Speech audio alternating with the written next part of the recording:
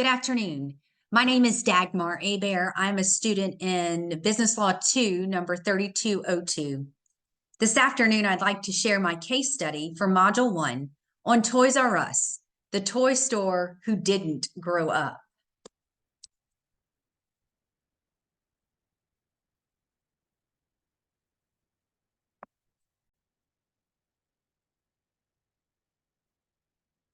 Toys R Us. I remember going to the store when I was a little girl, so excited about being able to walk up and down the aisles. It was like thousands of toys, all the ones that I couldn't even imagine that I didn't have at home that I was so excited to see.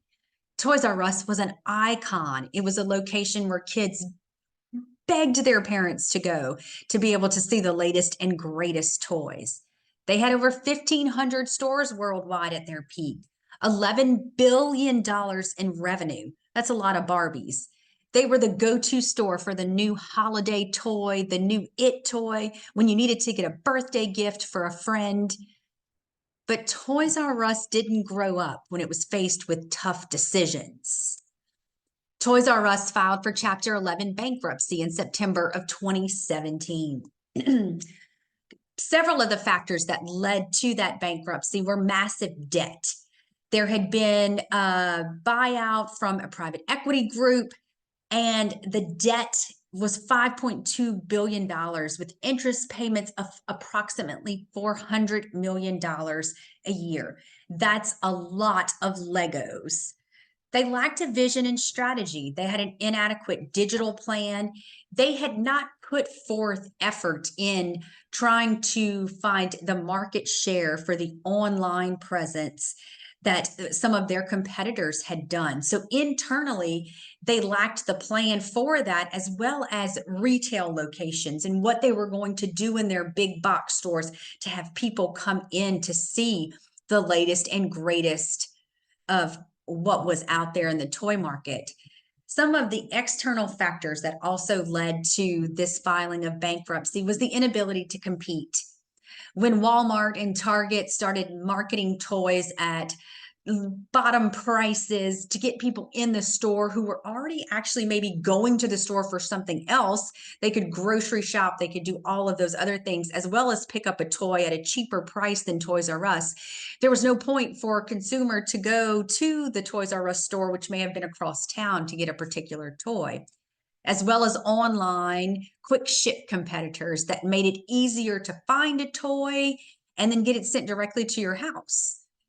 Seemed like they were chasing the changing market trends instead of being on top of those trends. Nowadays, I try to think, do kids even play with toys? Do kids even get excited about getting the holiday catalog that like I used to do when I was little? I remember bringing my son to Toys R Us and sharing with the experience of him getting a Battle Force 5 toy. Again, my son is 18, so it was several years ago, and he used to be so excited to come and find those toys. And the staff at Toys R Us was always welcoming and helpful, but it was where we went to get that particular toy. As he grew older, we didn't even buy toys. He downloaded games that he wanted to play directly from the internet onto his computer. So Toys R Us may have been behind because they didn't have the digital presence in order to capture those kids who had changing tastes in what they were playing with. So the little jingle, I don't want to grow up, I'm a Toys R Us kid. But Toys R Us was faced with no other choice but to grow up. So something happened in the mix of all that. As their revenues continued to plummet from 2010 into 2017, they decided that they needed to restructure and negotiate some of the outstanding debt. Unfortunately, that failed. Well, as their vendors and their suppliers got wind of all of those negotiations, they started to demand payment up front, cash for inventory. Well, unfortunately, Toys R Us was not financially structured in order to make the debt payments as well as pay for that inventory in full in cash. So as the holidays were approaching in that third quarter of 2017, there was no way that Toys R Us was going to be able to maintain their financial obligations for that debt, as well as to pay the vendors in order to have the goods in store for the holiday season.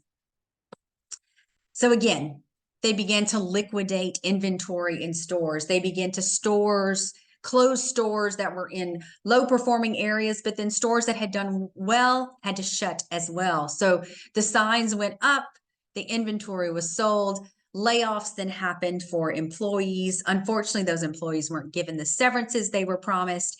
And it was something that just led to, a terrible situation for all involved. So, what could others learn from this Toys R Us bankruptcy?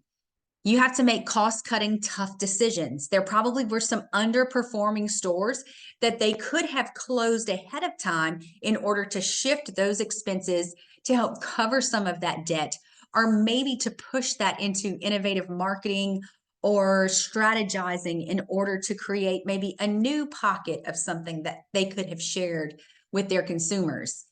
Reimagining their storefronts to drive revenue during a non-peak season. There's many times kids want toys, and it's not just at Christmas, but it's coming up with those innovative ideas to get people in the store to order to purchase the toys or purchase the new games. Renegotiating their credit agreements or debt agreements before they were backs against the wall. There could have been some of that done ahead of time instead of being in a position where desperate times called for desperate measures. Again, being on the forefronts of trends sounds easy, but if you don't have the correct people in place who see the vision of the store and what they want to share, you may be putting money into something that's not going to be beneficial. Again, Toys R Us, one of my favorite pastimes as a kid, to go and pick out the latest and greatest toys, filed for bankruptcy, closed its stores. There's a group of folks out there that are trying to reimagine it, and I hope it does come back to life. But I will forever be a Toys R Us kid. Thank you.